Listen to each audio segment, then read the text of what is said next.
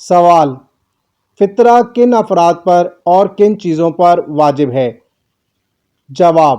عید الفطر کی چاند رات غروب آفتاب کے وقت جو شخص بالغ اور عاقل ہو اور نہ تو فقیر ہو اور نہ ہی کسی دوسرے کا غلام ہو، ضروری ہے کہ اپنے لیے اور ان لوگوں کے لیے جو اس کے ہاں کھانا کھاتے ہوں، فی کس ایک صاع،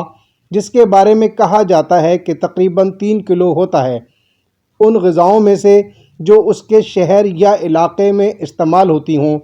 مثلاً گیہوں یا جو یا کھجور یا کشمش یا چاول یا جوار، مستحق شخص کو دے، اور اگر ان کے بجائے ان کی قیمت نقدی کی شکل میں دے تب بھی کافی ہے۔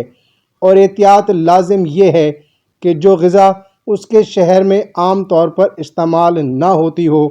چاہے وہ گیہوں، جو، کھجور یا کشمش ہو، نہ دے۔